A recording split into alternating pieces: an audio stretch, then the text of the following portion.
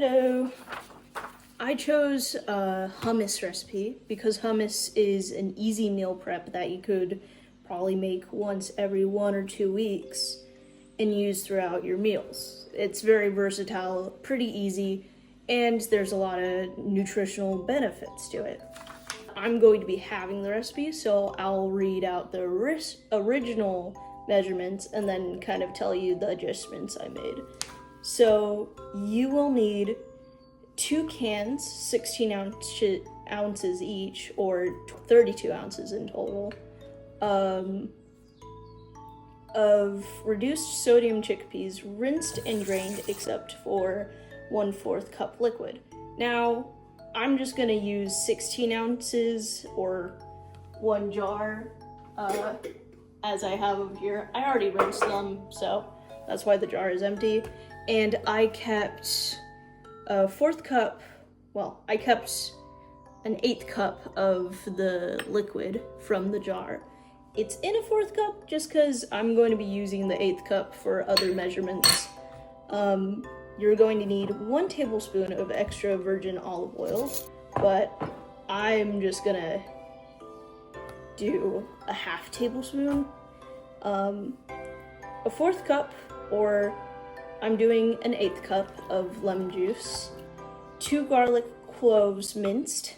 Thankfully, we have, that is the tahini, we have pre-minced garlic, so I'm just going to be using around a dollop instead of 2 cloves, because a clove is kind of like a dollop. A 1/4 teaspoon or an 1/8 teaspoon of cracked black pepper.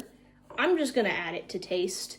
1/4 teaspoon or an 1/8 teaspoon of paprika, again, add to taste, and 3 tablespoons of tahini or sesame paste, but I'm going to go with 1.5 tablespoons, as well as 2 tablespoons of chopped Italian flat-leafed parsley, which I am reducing to 1 tablespoon.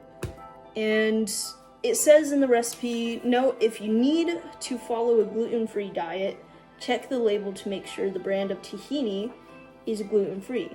Thankfully, I don't need to follow a gluten-free diet. I already struggle with meat and dairy, so. First, I'm going to boil the chickpeas for a few minutes to be able to peel the skin off, so I'll go do that.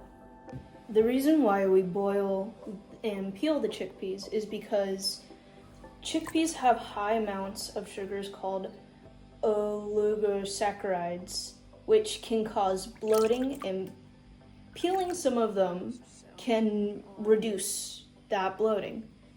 Now, you don't want to peel all of them just because the peels have a lot of fiber in it, which hummus is known for being a fiber-rich recipe, and fiber can actually help with indigestion, let's say.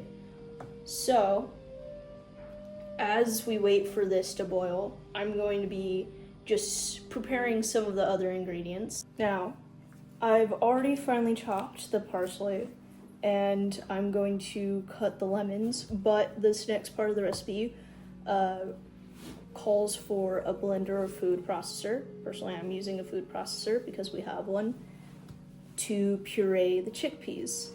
Chickpeas are an amazing source of plant-based protein and fiber, which, as we've been learning in class, is amazing for your health.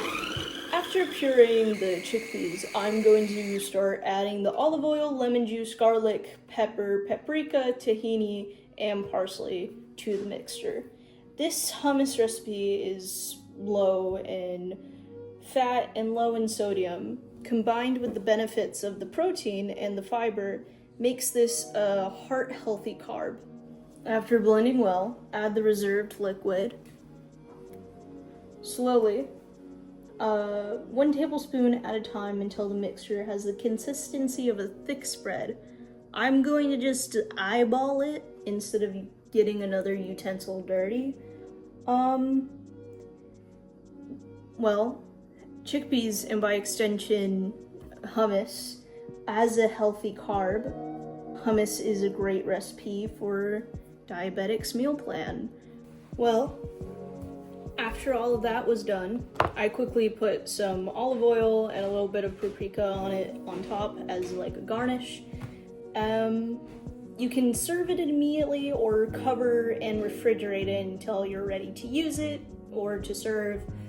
I think it's a great meal prep dish.